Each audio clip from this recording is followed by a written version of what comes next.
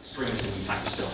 Let's start by talking about why Pakistan is undesirable. Look at the deal that General Musharraf is trying to make right now, Madam Speaker. We recognise that General Musharraf is trying to institute this deal with Benazir Bhutto that will ensure a military dictator and a corrupt former Prime Minister get to run the country for the next 4 years. We think this is fundamentally unacceptable, Madam Speaker. We recognise that someone who has no democratic mandate is trying to gain this ability to rule the country for an extended period of time. We recognise that General Musharraf has done things like rig elections and as such is not accountable to the people.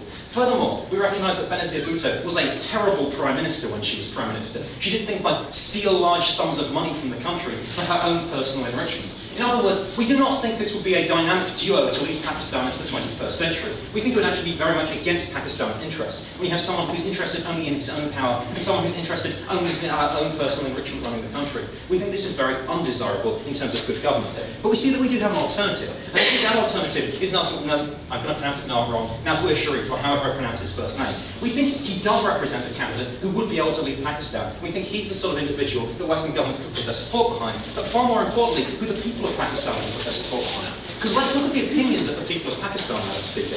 Recognise that General Musharraf's sort of standing in the opinion polls has fallen dramatically over the last several years, from over 60% in favour of him to less than 20 today. As such, we see he's deeply unpopular.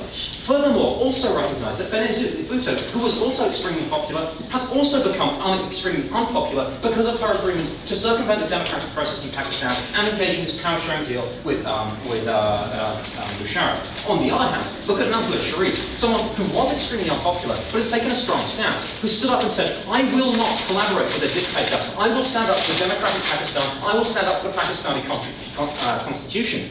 His ratings in the opinion polls have gone through the roof. What we see, Madam Speaker, is we see a significant progress in Pakistan in favour of these candidates who are in favour of democracy. Furthermore, we'd ask you to look at the recent scandal that occurred in Pakistan when President Musharraf tried to suspend Justice Chaudhry, the head of the Supreme Court of Pakistan. Once again, we saw significant public action, significant collective action against the government. His ability to impose martial law was certainly insufficient to contain that. He was forced to back down. We think people power in Pakistan is very much on the side of getting rid of General Musharraf. We think Sharif represents a candidate around which these people certainly can rally. Furthermore, we think democratic governments who have a very strong stake in a democratic Pakistan, such as India, such as the United States, such as the European Union, would be very much on board with supporting this. The only reason we consider they possibly wouldn't is this interest of combating terrorism. I'm going to get to that in my third point. So my second point is this issue of right to democracy. We just essentially think that the Supreme Court has this role in protecting the Pakistani constitution.